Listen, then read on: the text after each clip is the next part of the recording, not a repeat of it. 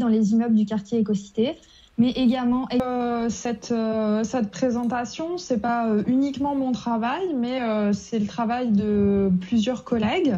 Donc Rodrigue qui est doctorant à l'UMR Tétis, Rémi qui nous a rejoint comme ingénieur de recherche, et Maglone, donc, qui ont travaillé avec moi sur ce projet. Et donc ce que je vais vous présenter aujourd'hui, c'est la première étape de la modélisation de la dynamique des territoires, c'est-à-dire le stockage, la collecte et le stockage des données, donc via des lacs de données. Pour la présentation, j'ai repris la structure du document que Jérémy et Flavie m'ont demandé de rédiger pour ce séminaire. Donc on va commencer par quelques éléments de contexte. Ensuite, je vous présenterai les enjeux et objectifs de notre étude. Je prendrai un petit moment pour définir les concepts qu'on va utiliser. Il y aura une description des activités et des conditions de mise en œuvre liées à ce projet, la présentation des principaux résultats et enfin une discussion et une conclusion. Alors, concernant le contexte, notre étude se fait pour et en partenariat avec la métropole de Montpellier. Et donc, la métropole de Montpellier s'inscrit... donc, ce projet va s'inscrire dans un contexte à la fois institutionnel et technologique. Donc, le contexte institutionnel, c'est le développement à la métropole de Montpellier d'un projet de ville intelligente, notamment. Donc, je vous ai mis une petite diapo sur les villes intelligentes. Donc, la métropole de Montpellier a développé un quartier qui est le quartier Écocité, qui est un quartier où il y a des capteurs, notamment de consommation énergétique. Donc, je pense que vous voyez pas tous les items qui sont sur cette diapo qui viennent de la National League of Cities. C'est une association de villes américaines. Mais en fait, l'idée, c'est que quand on parle de ville intelligente, ça peut recouvrir des thèmes très, très variés. Donc, que ce soit la gestion de l'eau potable et des eaux usées, la gestion du trafic, des transports en commun, des parkings, la gestion des équipements comme l'éclairage public, la gestion des risques comme la détection des feux, et puis éventuellement des choses comme des drones ou des caméras de surveillance. Donc quand on parle de ville intelligente, ça peut recouvrir des thèmes très très variés et ça va générer un ensemble de données assez conséquent. Alors sur Montpellier, on n'a évidemment pas toutes ces thématiques qui sont couvertes, mais on a notamment des données sur le transport en commun, sur la disponibilité des vélos aux stations de vélos en libre service, puis on a des choses qui sont des capteurs installés, donc de consommation d'énergie dans les immeubles du quartier Écocité, mais également de consommation d'énergie sur la station d'épuration principale de Montpellier. Donc, la ville de Montpellier possède un certain nombre d'installations qui se rapportent à la ville intelligente. Alors, le deuxième élément de contexte institutionnel dans lequel va s'inscrire la métropole, c'est celui de l'open data. Alors, l'open data, c'est le fait qu'un certain nombre de données doivent être mises à disposition, sont publiques et donc doivent être mises à disposition du public. Et sur l'open data, il me semble que au début, ça vient d'une obligation légale, notamment de l'Union européenne, qui, via la directive Inspire, obligeait à partager un certain nombre de données. Mais au cours de nos échanges avec le personnel de la métropole, il m'a semblé que de cette obligation légale, l'administration s'était approprié cette obligation légale pour la transformer en un objectif commun. Donc c'est devenu une volonté de la métropole de rendre ces données publiques au-delà de la simple obligation légale. Et enfin, Donc là, c'est plutôt la partie institutionnelle. Et puis, ces développements s'accompagnent évidemment de développements technologiques qui viennent en support, donc notamment pour stocker ces données qui sont produites dans le cadre de l'activité de la métropole, qui sont produites dans le cadre de la mise en place d'une ville intelligente, et puis qui sont mises à disposition parce que publiques via l'open data. Alors, sur la partie technologique, j'avais mis Big Data sur ma première diapo. C'est un sujet extrêmement vaste, donc je vais me limiter à la partie stockage et système d'information. Alors, je vous ai fait une petite diapo pour illustrer les différents systèmes de stockage auxquels on peut penser quand on parle de stockage de données. Alors, mes petites courbes ne sont basées sur aucun chiffre, elles sont juste là à titre d'illustration. Donc, l'idée, si on regarde les différents systèmes de stockage de données, donc base de données relationnelles, base de données NoSQL ou lac de données, c'est que on va avoir des modèles qui sont plus ou moins flexibles. C'est-à-dire que quand on veut mettre en place une base de données relationnelle, on doit définir très précisément quelle est la structure des objets qu'on va enregistrer dans la base de données. Donc il va y avoir une étape de normalisation. Et donc, les données qui vont rentrer dans notre système de stockage relationnel vont devoir se conformer à cette structure et donc vont être très normalisées. Sur les bases de données NoSQL, ce sera un peu moins vrai, on va être un peu plus flexible. Et puis, sur les lacs de données, on va être sur des systèmes de stockage où, en fait, on va accepter les données dans leur format natif, donc sans normalisation. L'idée, c'est que cette flexibilité vient avec un coût de l'autre côté, qui est la facilité à requêter l'ensemble de données stockées.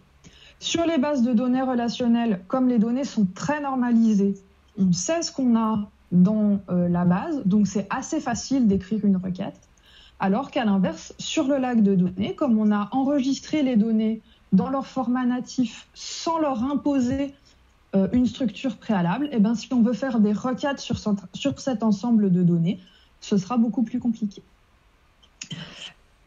Alors, pour compléter ce petit point rapide sur les systèmes de stockage, je vous ai mis une petite diapo que j'appelle la fable du moustique et du bazooka.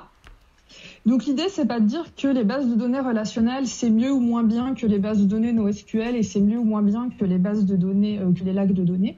L'idée, c'est plutôt qu'en fait, pour chaque problème, on a un outil qui est adapté. Donc, si vous devez assassiner un moustique, vous pouvez évidemment utiliser un bazooka, mais ça ne va pas aller sans un certain coût. Et maintenant, si vous êtes poursuivi par un monstre extraterrestre affamé et que vous possédez une tapette à mouche pour vous en débarrasser, ça ne va pas être évident. Donc l'idée, c'est que le développement du big data a permis un développement, une multiplication des systèmes de stockage de données avec une idée qui est que le stockage doit être de plus en plus flexible. Ça vient avec une certaine contrainte, mais en fait, il y a des cas où cette flexibilité vaut le coup par rapport à la difficulté ensuite de requêter le système. Donc, nous, pour la métropole de Montpellier, on va travailler sur la mise en place d'un lac de données. Alors, je vais donner une définition dans la partie suivante, une définition plus précise. Alors, pourquoi on se dirige vers cette solution ? À cause de l'ensemble des données qui sont produites dans le cadre de la cité intelligente, mais également dans le cadre de l'activité générale de la métropole de Montpellier. On se dirige également vers cette solution parce que la métropole de Montpellier dispose déjà d'une plateforme d'open data avec un catalogue de données. On verra pourquoi c'est important.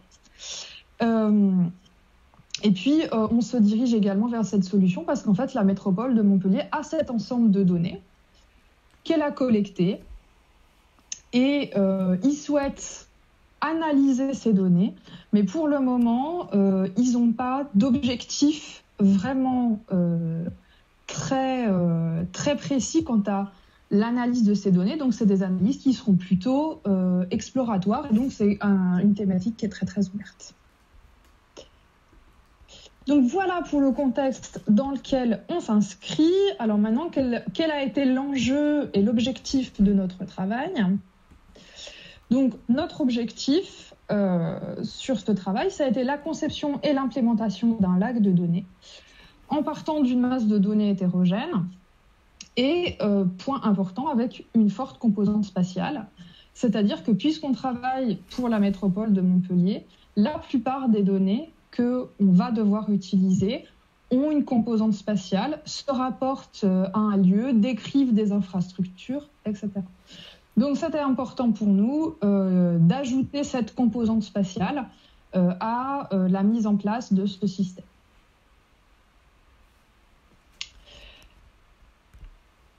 Donc pour répondre à cet objectif, on a mobilisé deux concepts principaux. Alors d'abord, le concept qui nous occupe pour ce séminaire, donc c'est le concept de territoire. Donc on l'a défini avec deux pans. Donc on définit le territoire comme un ensemble d'acteurs physiques et juridiques. Donc des acteurs physiques puisque le territoire est habité par un ou plusieurs groupes de personnes qui interagissent les unes avec les autres. Et juridique parce que ce territoire est également composé de plusieurs organisations politiques, économiques, etc. Et le deuxième volet de notre définition du territoire, c'est qu'il est décrit par un ensemble d'informations géographiques, donc des entités spatiales, thématiques et temporelles, qui elles-mêmes ont des relations entre elles. Et ces informations vont évoluer dans le temps et dans l'espace. Donc c'est cet objet qu'on va essayer de décrire avec notre système d'information. Et donc, le système d'information qu'on va mettre en place, c'est un lac de données.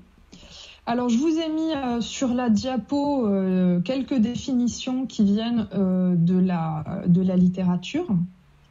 Alors, les deux points sur lesquels s'accordent les définitions, c'est que le lac de données, c'est un système de stockage de données massives. Donc, on est là pour stocker beaucoup de données et on va les intégrer dans leur format natif, donc sans les normaliser. En gros, si je résume, c'était une pub de McDonald's qui disait ça, c'est « Venez comme vous êtes ». Donc, le lac de données, c'est le McDonald's des données. Les données peuvent venir comme elles sont. Alors, les différents auteurs qui parlent des lacs de données ont fait une liste des principales composants et caractéristiques des lacs de données. Donc, si on veut rentrer un peu plus dans le détail. Donc, l'idée, c'est que notre lac de données est un système qui vient avec un catalogue de métadonnées qui facilitera l'accès aux données et assurera la qualité des données. Notre lac de données devra également disposer d'outils de gestion de ces données, donc pour l'intégration, la mise à jour, etc. Et enfin, on a 4 caractéristiques de notre lac.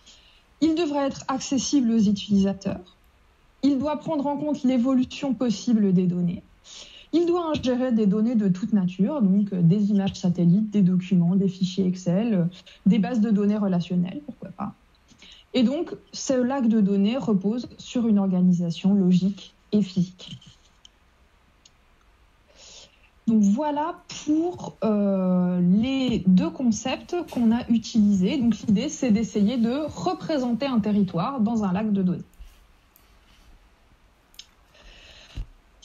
Alors, partie suivante, c'est la description des activités et les conditions de mise en œuvre de cette étude. Alors, je vais commencer par les conditions de mise en œuvre. L'idée dans cette diapo, c'est que j'ai essayé de lister les contraintes que nous imposait le travail avec la métropole de Montpellier. Alors, la première contrainte, c'est la dimension spatiale des jeux de données, c'est-à-dire que le système d'information qu'on va mettre en place doit être capable de gérer le fait que les données ont une dimension spatiale importante, et notamment le requêtage des données se fera sur cette dimension spatiale. Deuxièmement, comme on travaille pour un organisme, pour une collectivité territoriale, idéalement, le système proposé doit être interopérable avec d'autres systèmes d'information au niveau local, national et européen.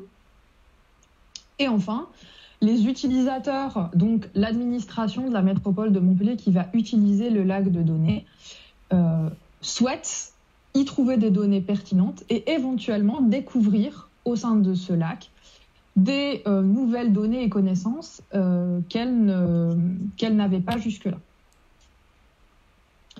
Alors, pour travailler sur la mise en place de ce lac de données,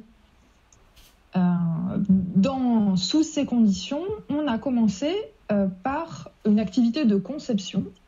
Donc l'idée, c'était de faire un modèle conceptuel du lac de données.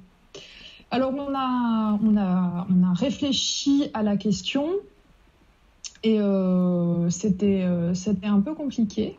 Et en fait, on a pris le problème un peu différemment. On s'est dit, voilà, il existe une norme qui est la norme ISO 19115 qui décrit les systèmes de gestion de métadonnées avec une forte composante spatiale. Donc il y a déjà un gros travail qui a été fait par les personnes qui ont mis en place cette norme sur cette dimension spatiale et sur cette description des jeux de données qu'on peut mettre dans un lac de données. Et donc, est-ce qu'on ne peut pas utiliser cette norme comme la base de la description de notre système et comme la base de notre système de métadonnées. Alors la diapo là, les classes sont toutes petites, rassurez-vous, on va revenir dans le détail de chaque partie. Donc on a repris cette norme ISO 19115 et on a ajouté des éléments pour ce qui nous semblait manquer vis-à-vis de notre objectif particulier qui est la mise en place du lac de données. Donc ce que vous voyez à l'écran, c'est une version simplifiée du schéma UML de la norme ISO 19115. En blanc, c'est les classes qui viennent de la norme et en jaune, c'est les classes qu'on a rajoutées dans le cadre de la conception de notre système. Alors, je vais venir sur chacune des différentes parties. Alors, la première partie, c'est la partie data, c'est-à-dire c'est les concepts qui nous servent à décrire le lac de données en lui-même. Donc, on décrit notre lac de données comme étant composé d'un ensemble de ressources. Chacune de ces ressources est associée à des fiches de métadonnées qui la décrivent. Et donc, ces ressources peuvent être spécialisées comme des séries de données. Une série de données contient plusieurs jeux de données et chaque jeu de données peut être spécialisé comme un jeu de données vecteur, un jeu de données raster ou un document. Donc, on a ajouté par rapport à la norme, notamment l'idée que on va ajouter des documents et pas uniquement des données spatiales. Ensuite, si je rentre maintenant dans ce schéma-là, donc ça, c'est ce qu'on a ajouté vraiment au cœur de la norme 19115. Alors, les deux principaux ajouts qu'on a fait sur le cœur, la description des métadonnées. Donc toutes ces classes servent en fait à construire des fiches de métadonnées. Les deux principaux ajouts qu'on a faits, c'est sur la partie généalogie des données, c'est-à-dire qu'il est possible de montrer que certaines données sont dérivées d'autres. Par exemple, si vous avez une image satellite, vous faites une classification supervisée pour savoir quelle est l'occupation du sol à partir de cette image satellite, il y a une généalogie entre vos deux jeux de données puisque l'un est dérivé de l'autre. Et donc, sur la partie généalogie, on a ajouté des spécialisations qui sont la transformation ou la mise à jour afin d'avoir une traçabilité de nos données dans le lac. Et puis, on a également ajouté des spécialisations sur les représentations spatiales. L'idée étant de pouvoir représenter la spatialité soit par des grilles, soit par des vecteurs, comme c'est prévu dans la norme, mais également de pouvoir représenter cette spatialité via un espace sémantique. Donc là, ça s'adresserait plutôt aux documents. Donc voilà pour les petits ajouts qu'on a fait sur la partie vraiment métadonnées. Et enfin, on a ajouté un pan supplémentaire pour notre activité de conception.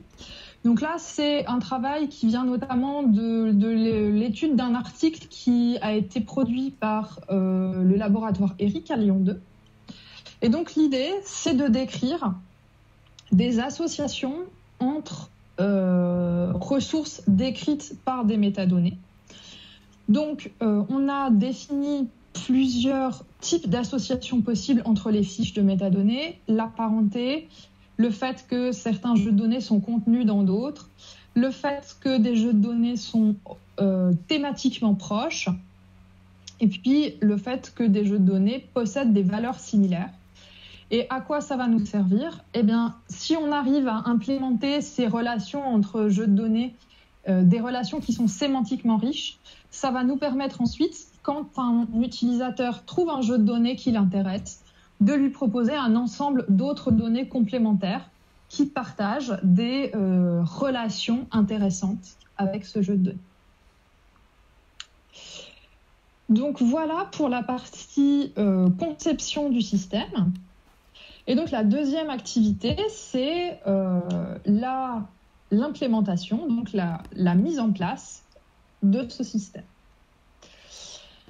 Donc, pour l'activité implémentation, je vous présente un petit schéma de à quoi ressemble notre système.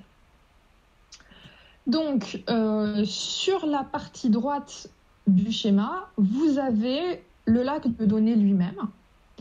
Donc, le lac de données, c'est un cluster HDFS. Donc, un cluster, c'est-à-dire que c'est plusieurs ordinateurs qui travaillent ensemble. Donc, nous, on a fait un petit cluster. On a 3 ordinateurs. On a un ordinateur maître, le name node, qui s'occupe de gérer l'activité au sein du cluster. Et puis, on a 2 ordinateurs esclaves, datanode 1 et datanode 2, qui, eux, vont s'occuper vraiment du stockage des différentes données. Donc, quand des données vont rentrer dans notre lac, elles vont être stockées sur datanode 1 ou sur datanode 2. Alors, on utilise le logiciel, on utilise Hadoop File System pour faire ça. Si je résume de manière très grossière ce que fait Hadoop File System, c'est une arborescence de fichiers. Donc exactement comme ce que vous pouvez voir sur votre ordinateur quand vous allez dans les documents, vous avez un ensemble de fichiers qui sont organisés dans une arborescence. La seule différence, c'est que quand vous faites ça sur votre ordinateur, vous avez un seul disque dur, alors que là, c'est réparti sur plusieurs machines. Et donc, Hadoop s'occupe de cette répartition, de sorte que ce soit transparent pour nous. On a l'impression d'avoir un seul gros disque dur, alors qu'en fait, derrière, on a un ensemble d'ordinateurs qui travaillent. Et donc, quand un utilisateur, donc là, on est complètement à gauche de l'écran, cherche un jeu de données, il ne va pas directement aller chercher dans le lac de données, parce que le lac de données, en fait, c'est juste une architecture technique, hein, ce serait juste une arborescence de fichiers, donc ce serait très compliqué. Donc il y a une couche entre le lac de données et l'utilisateur, qui est le catalogue de données, qui référence chacun des jeux de données qui est dans le lac et qui le décrit avec un certain nombre d'éléments. Donc comme gestionnaire de métadonnées, on a GeoNetwork. Et donc en fait, quand notre utilisateur veut faire des requêtes sur le lac de données, il se connecte à GeoNetwork et là, il aura accès à la liste des jeux de données présents avec une description complète. Alors, sur l'implémentation, donc là, c'est le fonctionnement utilisateur du système. On a également, je vous ai également mis quelques éléments sur le fonctionnement en mode administration du système. Donc là, vous voyez le système qu'il y avait à la diapo précédente avec GeoNetwork, le catalogue de données, et HDFS, le système de stockage. Alors, comment ça marche ? Notre administrateur va intégrer des jeux de données dans HDFS. Alors, on a deux façons d'intégrer des jeux de données. On a des jeux de données qui sont récupérés sur la plateforme Open Data de la métropole. Donc, on a fait un fichier CSV avec la liste des jeux de données qu'on allait récupérer sur la plateforme de la métropole. Donc le système va se connecter à la plateforme de la métropole, il récupère les données et il va également, quand il insère un jeu de données dans le système de stockage, il va également créer une fiche de métadonnées dans GeoNetwork. Et puis on a un deuxième élément, c'est-à-dire que le système peut également aller chercher des documents sur le web et donc intégrer des documents nouveaux de manière automatique au lac de données. Donc voilà pour les principales activités de cette étude. Alors quels sont les résultats qu'on a obtenus en réalisant ces activités ? Alors, les principaux résultats, d'abord, on a fait un petit test avec notre système. Donc, les données qu'on a intégrées sont les données de la plateforme Open Data de la métropole. On a également constitué des corpus de données textuelles à partir du web. Et donc, on souhaite que notre système soit capable d'absorber, d'ajouter ces nouveaux documents de manière automatique. Et enfin, on a utilisé OpenStreetMap pour obtenir les étendues spatiales des lieux de notre cas d'étude, donc notamment les communes qui composent la métropole de Montpellier. Et alors, que vais-je vous montrer sur les principaux résultats ?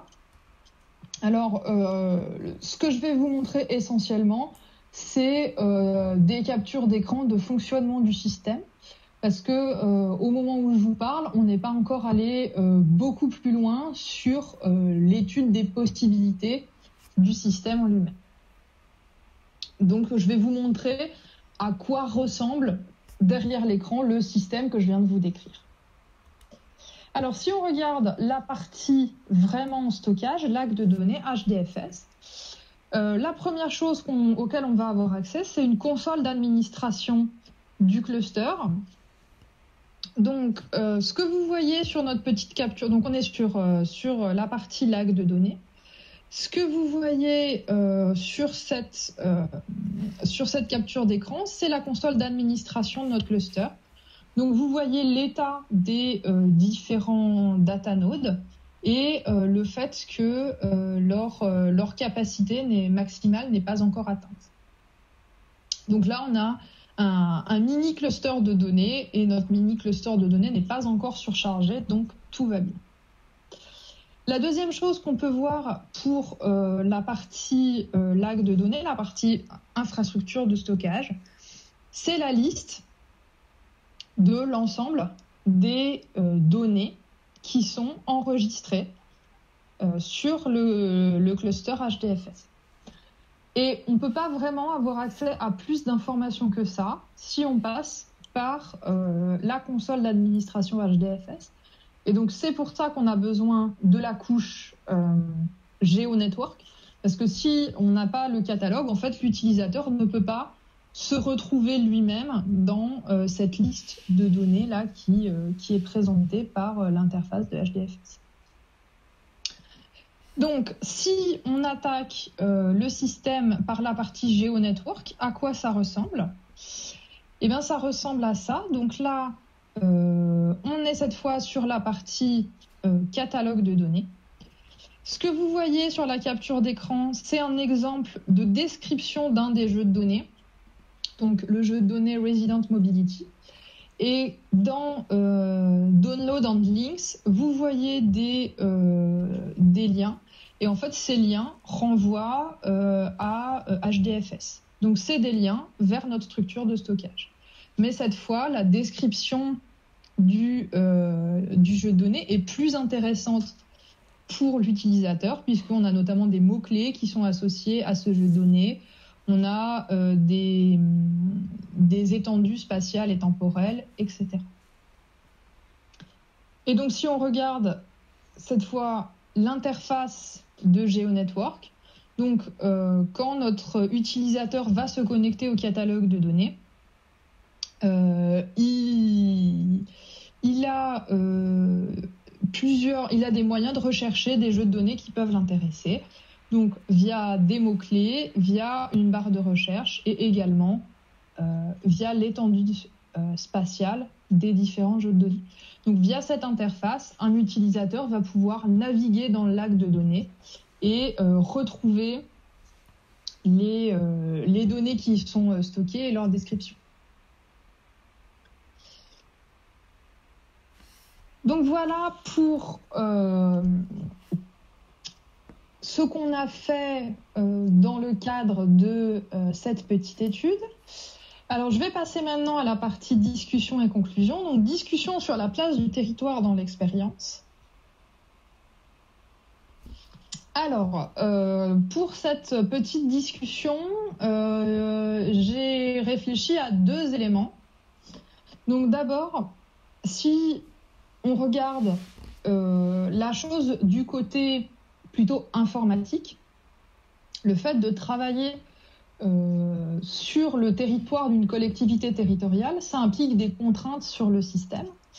Donc ça implique notamment le fait que notre système doit être capable de gérer la composante spatiale de nos données. Donc nos données vont avoir une forte composante spatiale, il faut que notre système soit capable de la prendre en compte. Et ça implique également des contraintes d'interopérabilité avec d'autres territoires. Et un autre élément que je voulais apporter sur la place du territoire dans l'expérience, c'est que donc notre expérience est faite. C'est une expérience top-down, c'est-à-dire qu'en fait, l'expérience est faite pour l'entité juridique qui administre le territoire.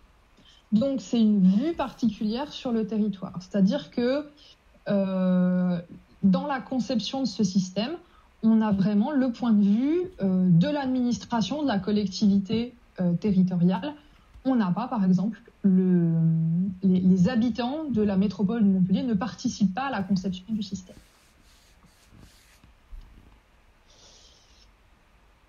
Et enfin, une petite conclusion. Alors, je vais commencer par la perspective de partenariat, parce que c'est le plus évident. Donc, ce projet permet de renforcer le partenariat que nous pouvons avoir avec la métropole de Montpellier.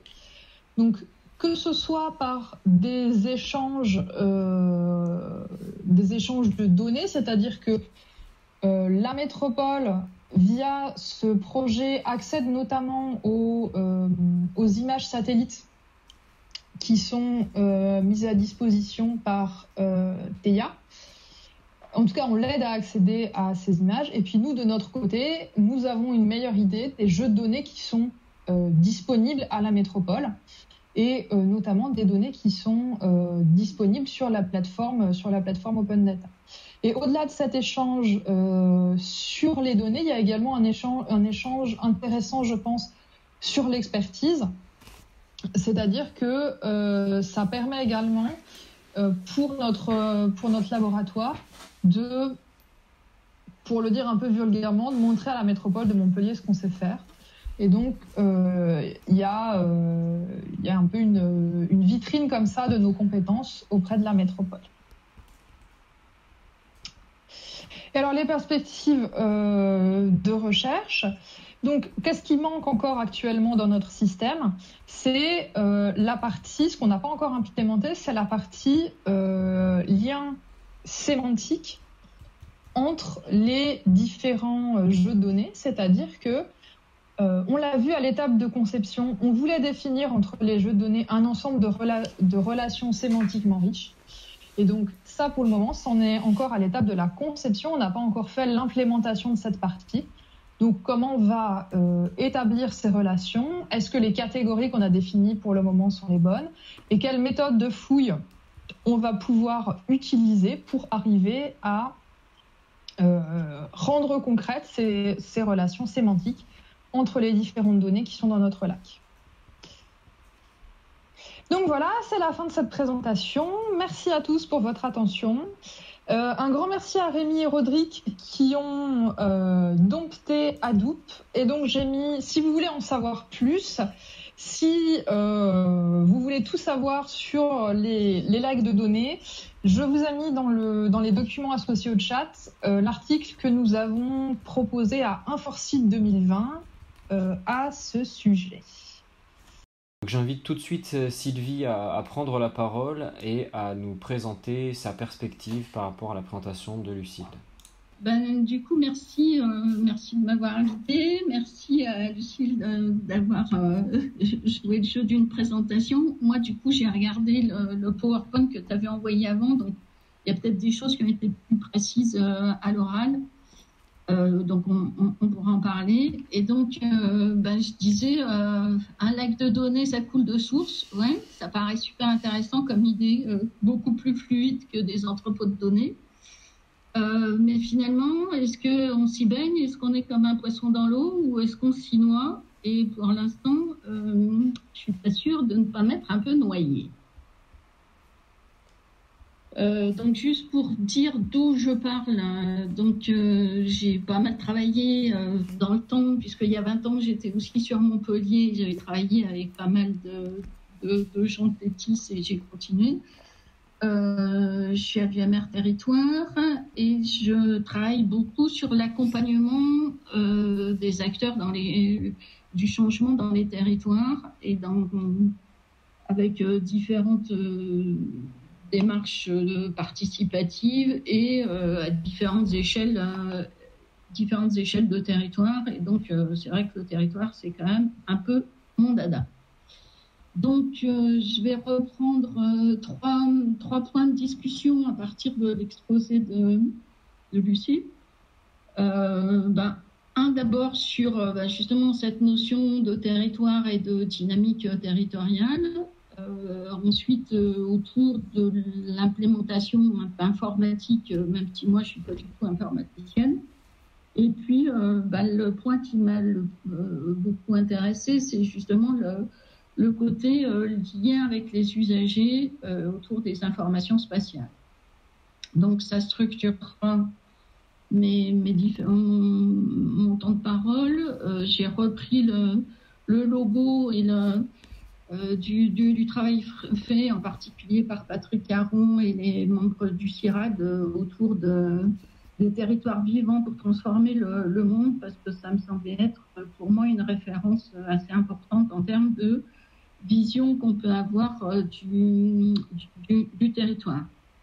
Donc, je suis repartie de la définition qu'avait proposée Lucie et le fait qu'elle disait que ce qui l'intéressait, c'était de décrire des relations riches entre les données de façon à pouvoir aussi contribuer à la description de l'évolution d'un territoire et du coup de pouvoir réfléchir au dispositif des villes intelligentes Et du coup, c'est peut-être un peu sur cette vision du territoire et de la description de l'évolution d'un territoire que j'étais un peu frustrée.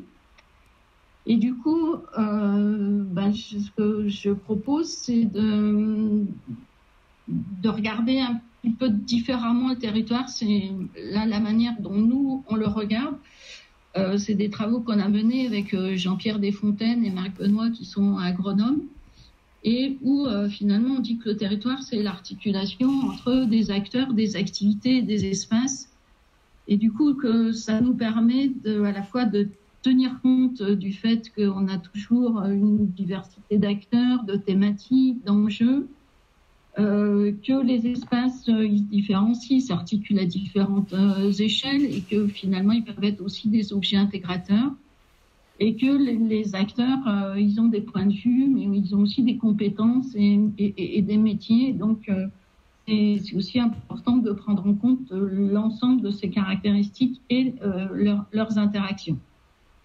Du coup, ça nous amène à considérer le territoire plutôt comme un objet un peu complexe qui met en relation des acteurs que, par exemple, dans la thèse de Vanessa Isseri, une étudiante brésilienne qui a soutenu l'année dernière, il travaillait sur des actions collectives alimentaires.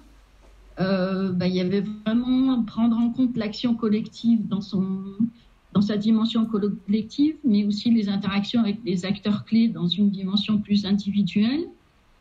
Tout ça qui produisait des organisations socio-spatiales donc qu'on pouvait regarder au travers justement du modèle acteur-activité-espace ou du modèle proposé par Dimeo de prendre en compte à la fois les dimensions matérielles, immatérielles et organisationnelles.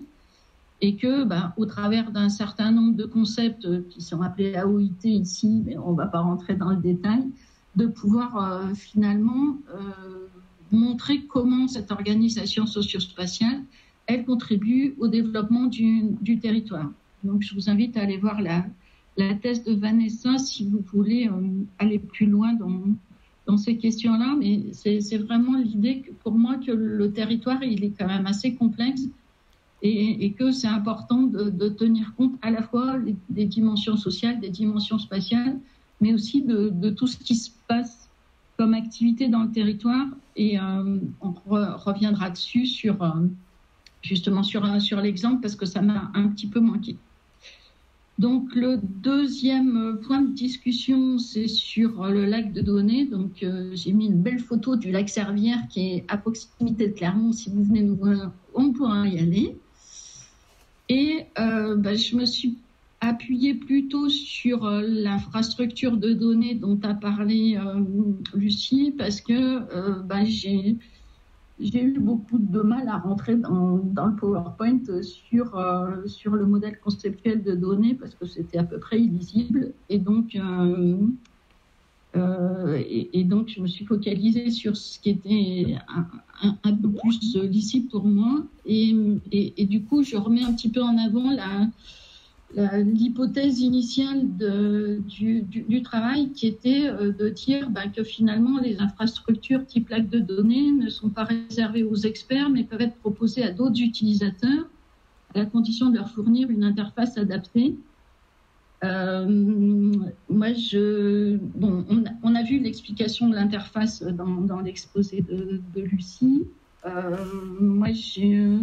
Je trouve que c'est quand même un peu compliqué pour des non-experts informaticiens de comprendre les raisonnements, et j'imagine que dans le dialogue avec des utilisateurs, administrateurs de collectivités territoriales, il y a peut-être des processus de traduction à faire pour rendre compte de cette complexité. Alors, j'ai juste fait un retour à des choses qu'on a produites il y a plus de 20 ans avec Thérèse Liborel, peut-être certains d'entre vous la connaissent et continuent à travailler avec elle, ou avec Jean-Paul Chélan, où finalement, très tôt, on s'était posé la question de comment est-ce qu'on peut caractériser des entités spatiales. Bien sûr, un identifiant, des caractéristiques thématiques, mais aussi une extension spatiale. Donc, entre parenthèses, est-ce que juste la cartographie d'OpenStreetMap ça suffit pour caractériser les entités spatiales et prendre en compte la dimension spatiale dont on a besoin pour rendre compte des dynamiques d'un territoire. Et en particulier, on avait commencé à formaliser les différentes dynamiques qu'il pouvait y avoir sur les entités spatiales.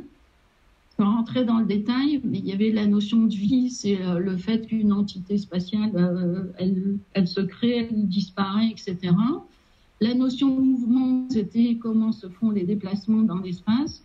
Et la notion de généalogie, c'est aussi le fait que les choses se modifient, les parcelles se regroupent, les communes, les intercommunalités se créent, etc.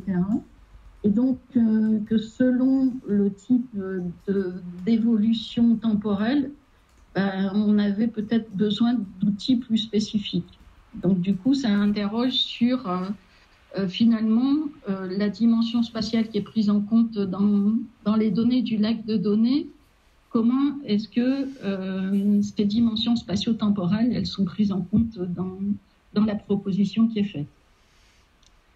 Je voulais juste faire aussi un petit flash sur les travaux de Mathieu Nouchet, qui est maintenant à Bordeaux, et qui a beaucoup travaillé sur les infrastructures de données géographiques et les flux d'informations, pour montrer qu'entre les ressources et les aspects un peu matériels des machines et des différentes données, et puis les utilisateurs et ce qu'on attend des utilisateurs, il y a un certain nombre de spécifications des services, de l'interopérabilité, de l'harmonisation des données, même des accords organisationnels, et que ça, c'est important à prendre en compte, surtout quand on a face à nous des collectivités territoriales comme les métropoles. Donc, j'ai pas vu non plus bien dans la présentation qu'a fait Lucie et dans les travaux quel effort est donné pour cette interface-là au-delà de l'interface par GeoNetwork pour pouvoir accéder aux données.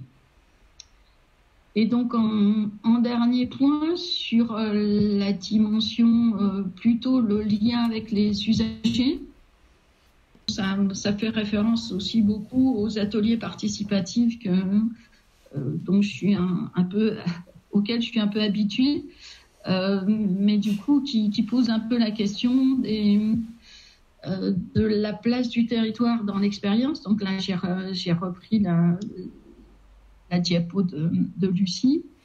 Et j'étais un peu surprise quand finalement elle exprimait ça en termes de contraintes.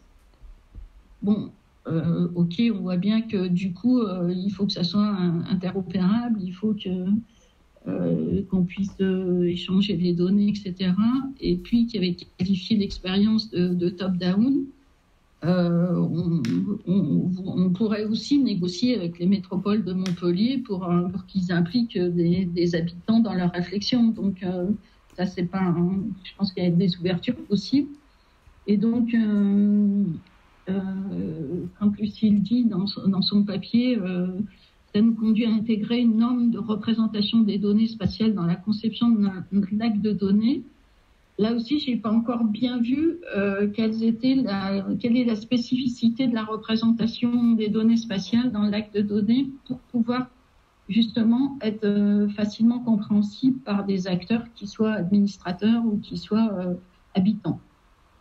Donc, pour montrer que c'est tout à fait complexe, mais qu'on peut trouver des méthodes et des approches, je renvoie à la thèse de Pauline Lenormand, qui date déjà aussi en 2011, et qui avait travaillé sur comment mettre à disposition des systèmes d'information géographique pour les professionnels du développement dans le massif pyrénéen. Et donc, pour montrer que il y a un peu des métiers différents selon qu'on est chef de projet ou qu'on est ingénieur thématique, etc. Et qu'il y a vraiment beaucoup de moments d'interaction entre la partie plus technique de la constitution du SIG et puis les interactions avec les usagers. Et donc, peut-être avoir une vision un peu plus justement complexe de ces interactions tout au long d'un processus, et effectivement que c'est pas direct ce que les informaticiens produisent qui est directement compréhensible et appropriable par les usagers. Donc on pourra en discuter. L'autre point sur lequel je voulais éventuellement donner un peu mon expérience, c'est dans le cadre d'un travail en cours sur un projet de recherche-action au sein de la région Auvergne-Rhône-Alpes et plus spécifiquement avec le parc Livradois-Forez et le Grand Clermont.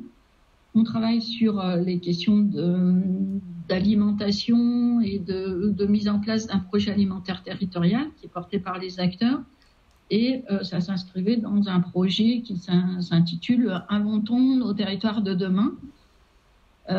Et où, du coup, ce modèle acteur-activité-espace nous a permis à la fois de mettre pas mal en avant des acteurs qui pouvaient être un peu des acteurs hybrides qui font un peu le lien entre les acteurs institutionnels et les habitants, comme par exemple la Régie Territoire des Deux Rives, qui est une association et qui fait le lien avec les acteurs, mais aussi tous les éléments de gouvernance du projet alimentaire territorial, où ils ont mis en place un groupe de pilotage, un groupe de financeurs, mais aussi des groupes projets qui sont portés justement par des acteurs qui animent ces groupes projets qui permettent de faire le lien avec le territoire et avec le terrain.